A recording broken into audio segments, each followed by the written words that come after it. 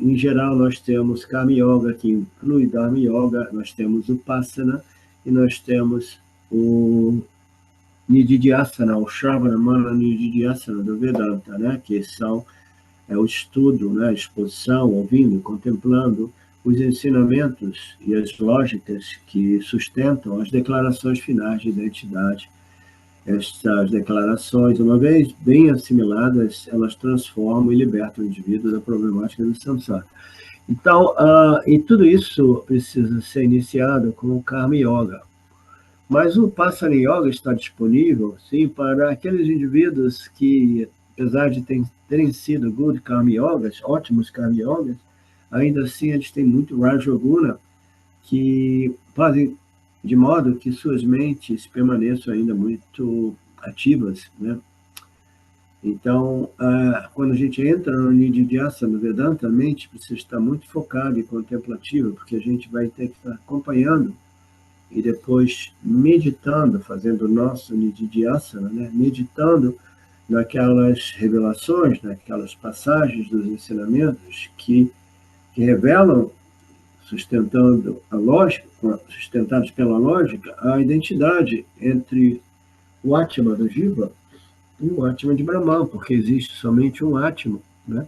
Então a mente precisa estar muito, muito contemplativa e sutilizada para acompanhar aquela lógica. Então, se a mente não estiver realmente muito meditativa, satívica, contemplativa, a mente ela não consegue se reter, né, naquele processo, naquela contemplação, ela pula para outras coisas, tá? É uma mente dispersiva, né?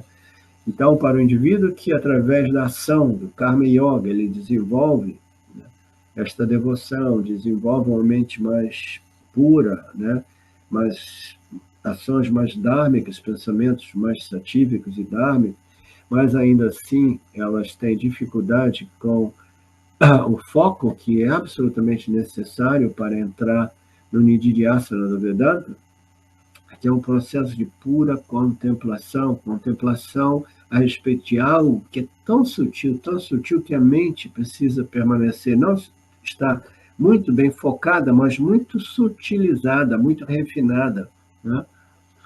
Então, quando nós, antes de entrarmos no Nididhyasana, ou após termos entrado no Nididhyasana, a gente considerar que a minha mente não está focada o suficiente, né? Então, eu tenho a possibilidade de fazer um passo para trás e entrar no âmbito da meditação vedântica, né? Aí a meditação vedântica, que a princípio seria o Nididhyasana, mas Nididhyasana não está funcionando para mim. Então eu volto para Saguna Ishvara, qualquer que seja o aspecto, a forma, né, a configuração deste Saguna Ishvara, né, de modo que eu possa desenvolver mais foco, mais refinamento e mais expansão. Sim, Betânia, você levantou a mão? Sim, professor. Esse capítulo está trazendo para mim assim todo o Gita, né? Porque todo o Gita traz esses ensinamentos ali no capítulo, desde o capítulo 3, vamos dizer, quando o Krishna entra no Karma Yoga, e vai passando pelos outros, tudo. E aí aqui nesse 12º capítulo é como se ele fizesse uma avaliação de se a gente está compreendendo e em que grau a gente está, ou se a gente tem que voltar para o capítulo 2, o capítulo 3, o 4, 5, 6. Para mim, assim, sinto como se fosse uma avaliação no meio do caminho, de você rever o seu nível, né, de Sim. entendimento, e ainda no 12º ele traz tão forte a questão da devoção, né? Que ele não tinha abordado tanto, mesmo tendo abordado o Karma Yoga no 3º, no 4º, no 5º, no 6º, no 7º, enfim. E que daí traz mais fundamento para você fazer aquelas práticas anteriores, né?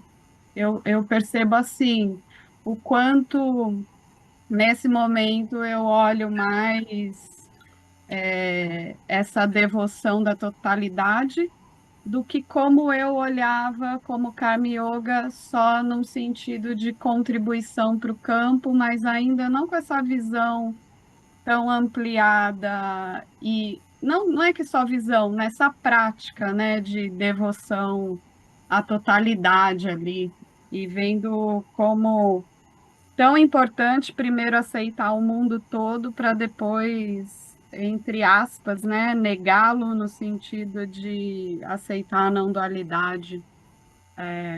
Enfim, estou trazendo aqui porque me vem toda essa recordação. É por aí mesmo, né? Os estudos do Vedanta, né, do Gita, etc., etc., eles vão aparecendo sempre mais, vão sempre nos proporcionando compreensões mais profundas. A gente vai revisando e vai vendo, uau, agora eu obtive uma compreensão ainda mais profunda de tudo isso, tá?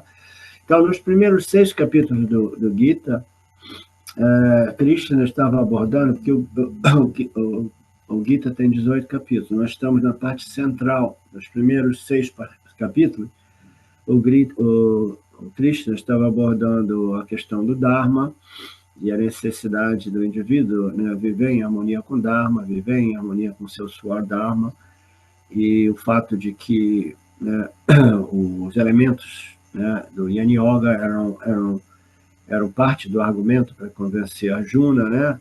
Então, aí depois entrou no Karma Yoga, né, os conceitos a respeito de ações e seus resultados, mas foi somente a partir do capítulo 7, né, que Krishna entrou no tema central do Gita, que é a compreensão a respeito da natureza de Deus.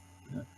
Porque nos primeiros 6 capítulos ele não tinha entrado realmente, profundamente, sobre a natureza de Deus. Então, o capítulo 7, 8, 9, 10, 11, 12, esse é o último, todo ele a respeito da natureza de Deus, né, para o desespero daquelas pessoas que preferiram rejeitar Deus nesse processo vedântico, nesse processo de celebração espiritual. Né? Mas não tem jeito, é por isso que ele enfatizou tanto, e agora ele fecha realmente de modo maravilhoso, né?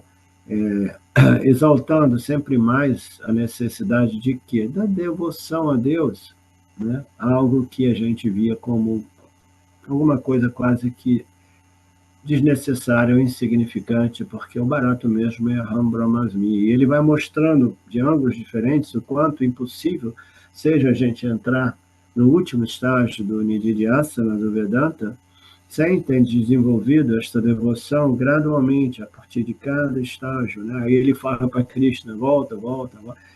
É de uma beleza na estrutura do Gita. Então, este é o convite. Né? A gente está terminando a parte central do Gita, que é totalmente ela focada na natureza de Nirguna, Saguna, Nirguna, Ishvara, que precisa ser compreendida para que no final nós possamos nos beneficiar das declarações de identidade entre Jiva Atma e Ishvara Atma e Paramatma. Existe somente um Atma, né?